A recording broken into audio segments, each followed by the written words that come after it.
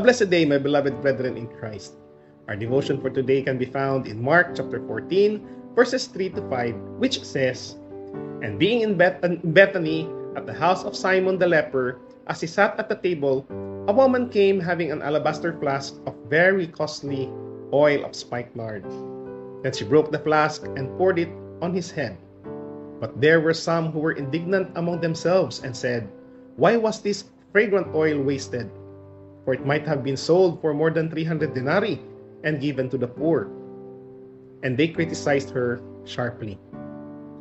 We know that perfume in those days was a luxury item, even much more so than it is today. Perfume was rare. Unlike today, ingredients were hard to come by and it was handmade. As perfumes are rare items at that time, this item will only be used for the most special of occasions. In this passage, people conclude that it could have been sold for 300 denarii. That is roughly what a well-paid worker would have made in an entire year. So this was no small gift. Yet, the most important thing is that it touched Christ's heart and were deeply valued by Him. So what can we learn from this woman? First, we should give our very best to Christ. She did not hold back. The perfume was probably being saved by her for a very special event, and to her, this was the perfect event. Jesus was special. In fact, He was more important to her than anything else in her life and was worthy of this kingly gift because, in fact, He is the King of Kings. So what is Christ worth to you? He is the King of Kings. If we truly value Jesus, we should give our very best to Him without holding back. This means sacrificial giving that costs us, and it's about the heart. This woman had the right attitude, She loved Christ from her heart and showed this love through action. Second, this woman also had a tunnel vision when serving God.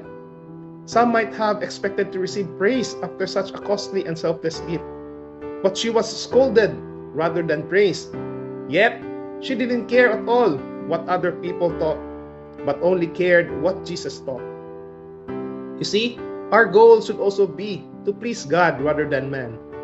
Many worldly people will say, "We are foolish in serving Christ." But don't listen to them. Would you rather some random people think you are foolish, or the Creator of the universe think you are foolish? Think about that. And third, she was radical in her service to Christ. This woman went far and beyond the call of duty to show her love to Christ. It seems illogical to waste such an amount of money on this anointing that would wear off in a short period of time. But actually, it is the most logical thing in the world. The chief end of man is to glorify God. That is what she was doing.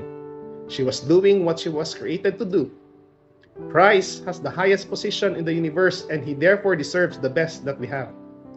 To the world, this is radical, but in this case, radical seems the right response. Anything less is insufficient.